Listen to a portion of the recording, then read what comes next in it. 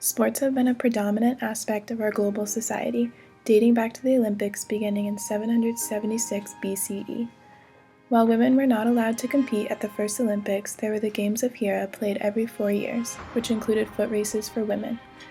Female participation in sports experienced little significant progress until the 20th century, although some centuries beforehand did witness important female athletic events. Mary, Queen of Scots, was the first woman to play golf in Scotland in 1567. In 1704, Sarah Kemble embarked on a solo horseback ride from Boston to New York. Musselburgh, Scotland hosted the first women's golf tournament in 1704, and the year 1884 sees the first women's single tennis competition at Wimbledon.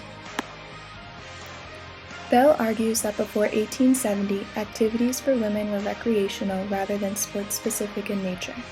They were non-competitive, informal, ruleless. They emphasized physical activity rather than competition. Beginning in the end of the 19th century and early 20th century, however, women established informal, competitive athletic clubs in sports such as croquet, archery, bowling, and tennis. Some male sports clubs permitted women the opportunity to participate in separate activities by being associates rather than full-time members. The 20th century began with women competing in tennis, golf, and croquet in the 1900 Paris Olympics. The first organized women's bowling league begins in 1907 in St. Louis, Missouri. In 1917, Lucy Diggs Slowe wins the first women's title at the American Tennis Association National Tournament, then becoming the first African-American woman to win any sort of athletic national title.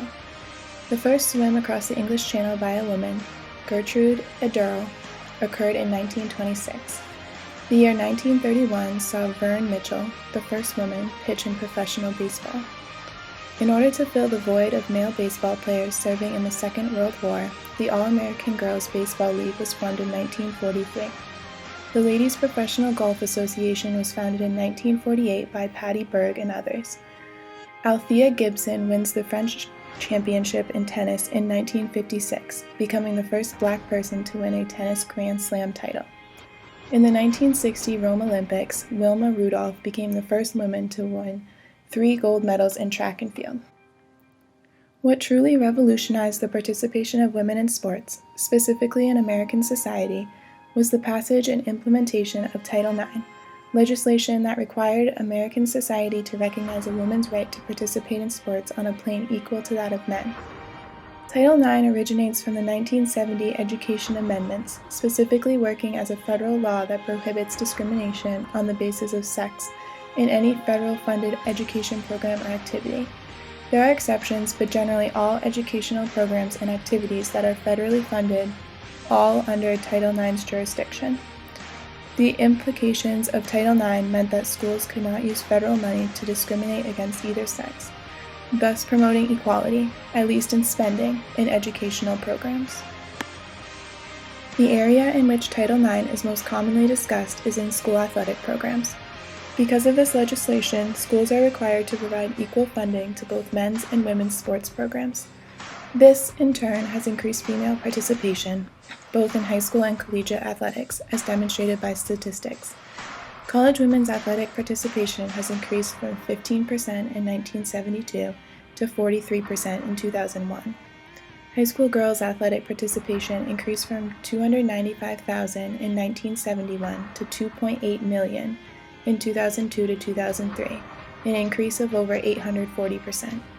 In 2004, the average number of teams offered for females per college university was 8.32, up from 2.5 per school in 1972. The history of women in sports has been a result of prevailing societal stereotypes that shape perspectives on women's ability to participate. For example, a predominant 1800s theory centered on the idea of a fixed amount of energy for each individual, and to engage in both intellectual and physical tasks was potentially dangerous for health. This led to the belief that women should avoid exerting themselves, and instead should participate in snowboarding, swimming, and horseback riding for pleasure. Intense physical activity for women was thought to be especially hazardous because during menstruation, she was periodically weakened. In Dr. Edward Clarke's Sex and Education, or A Fair Chance for Girls, he wrote, "Both muscular and brain labor must be reduced at the onset of menstruation. These kinds of biological and scientific manipulations created the long-lasting prejudice against women, in spite of repeated examples of women who were perfectly capable of performing physical feats and intellectual tasks. Because of physical differences between men and women, there is a prevailing belief that women are not capable of participating in the same sports. For example, women are more readily accepted into golf and tennis because they are not contact sports, making them considered less aggressive than team sports. Women who do play aggressive sports, in turn, are viewed by society as masculine and thus often as homosexual. Given the history and consequent gender stereotypes related to females participating in sports, our committee has decided to take on the task of raising awareness of the issue through a combination of research and personal experiences with females in athletics. We decided to investigate the history of women in sports and then to supplement that information with interviews from a coach, athletic trainer, and both male and female athletes. The end result is a video encompassing all of this information. We hope that our viewers not only learn about the issue, but we will encourage female athletes, especially youth, to participate in sports they want to play, regardless of the societal stigmas surrounding them.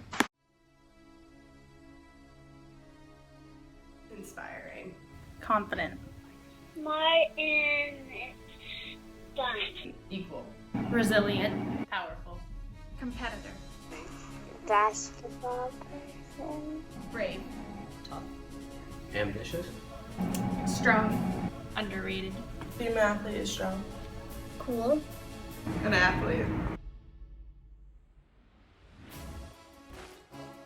Well, I started watching TV and then it looked like fun, so. Because I wanted to. My dad had a big influence on my sporting career. He's always been really into sports, and so he's had a big influence in motivating me and my brothers to get into them and stay committed and practice and give our all. My dad was always really into sports, and I had two brothers, so I just started playing in the yard with them and out in the driveway, but then I started playing in our town's rec programs. I played softball since 3rd or 4th grade, and my dad was the coach.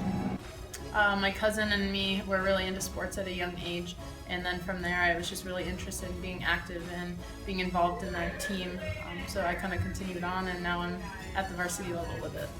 I started to play t-ball when I was 5, and I've played softball ever since. I started playing with my brother, and then I played on the rec team for my city. Sports have really been a big part of my life ever since I was about 6 years old, I'd say. It's really helped me form important friendships and connections, and it's taught me a lot of life skills like time management and teamwork and kind of disciplines. I've had a lot of opportunities from participating in sports, and I've had a lot of lifelong friendships as well. Sports have been a big impact on my life. I'm always on more than one team.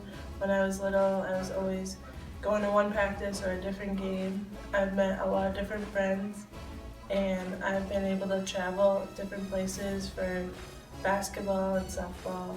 This has definitely given me the confidence to pursue dreams and goals of mine. It just taught me never to back down from what I want. Sports has taught me time management, and it's also taught me how to be strong and independent. Sports have taught me a lot about teamwork and working with other people, and I've also become a stronger person because of it.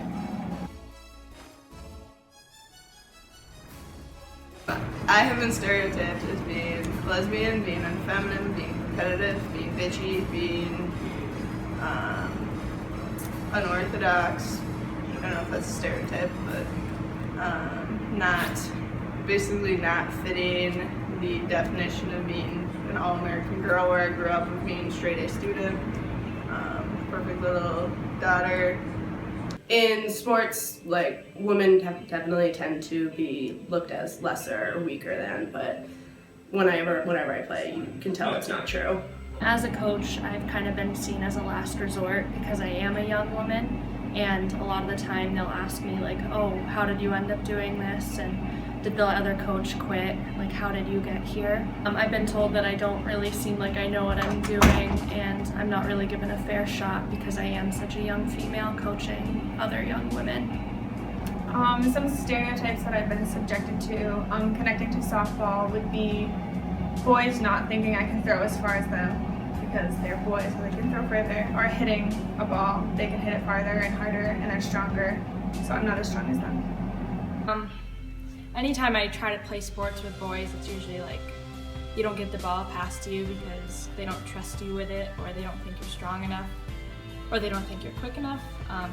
And I might not be compared to some boys, but I definitely am compared to others. Definitely been thought of as less than or weaker than my male counterparts, but coming from an all-women's environment, we were taught to ignore those stereotypes. Most of the stereotypes have come from being a girl in sports, not having the same expectations on you as boys. I've also been compared to my brother a lot in the different sports that we both played. A lot of boys think that I'm weaker or I can't throw as hard as them, even though that's not true, but they're just saying that because of the gender stereotypes. That girls' sports are very weak and that they can't play with guys and they're just very weak competitors. I chose to basically go into athletic training and remain in sports, mostly because when I was a college athlete myself, my athletic trainer had a huge influence on me in terms of how my career went. Probably seeing the worst sides of me as an athlete and always believing that I could be better than what I was.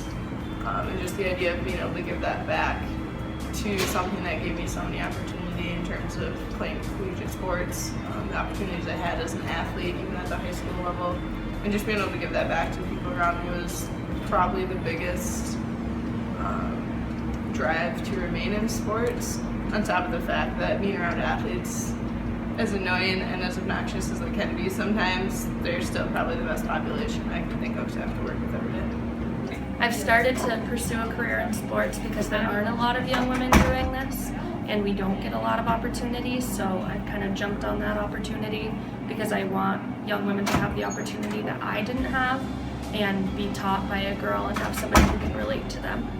I believe that athletics complements the classroom and is a direct impact on students in high impact learning practices. So sometimes we get to trick students into thinking that they're having fun while they're actually learning, and that's where the magic happens in education. Yes, I think I can play with boys. Yes. Totally. I believe that they should play. They can play together if they want to play a contact sport like football or lacrosse, whatever. As long as they can handle it, then they should be able to do it. Absolutely. Absolutely. I would say everybody can play sports. If one boy wanted to play a game against me, I would do it, and then if they said if I beat them, maybe I could play. Definitely. We play pickup every single day with boys, and it's crazy to see. Not even crazy, but it's the girls scoring them all the time. Like, we're definitely able to compete with them 24/7. I think females and males should be able to play whatever sport they want. It doesn't matter their gender, and if they want to play a certain sport, say females want to play football, they should be able to. How do you think they'd feel for you to play? Bad? They wouldn't like it? Yeah, How come? because I'm a girl. And what does that mean? They usually like boys on their team And why do you think that is? because they think boys are cool, girls drool. You know how there's like softball for girls and baseball for boys? Mhm. Do you think that's fair? No, How come? because sometimes actually baseball can be good for girls. Girls can be good at sports too? Yeah. Some sports, I don't think there should be differences in, just because even though girls and guys have different body types, I think we can all handle contact. So in like lacrosse and hockey, I think the checking rules should be the same. And for sports like softball and baseball, where they're pretty much the same, but the size of the field or the like mechanics for pitching are different, I can see why people would think they should be different based on stereotypes for men and women, but I think women nowadays can handle the same things as men. I think there's differences between sports because There are different biological differences between men and women because men are physically stronger, so there are some cases where maybe women need more padding or they need rules that protect their bodies more. And I think other kinds of differences are just based on social stereotypes and different cultural norms we have. I think that society puts a lot of pressure on who should be on what side, so girls can do certain things and the guys can do other things. So they separate them in different sports just based on what society thinks they are capable of doing. I don't really know why there's differences in sports. I just don't think there should be.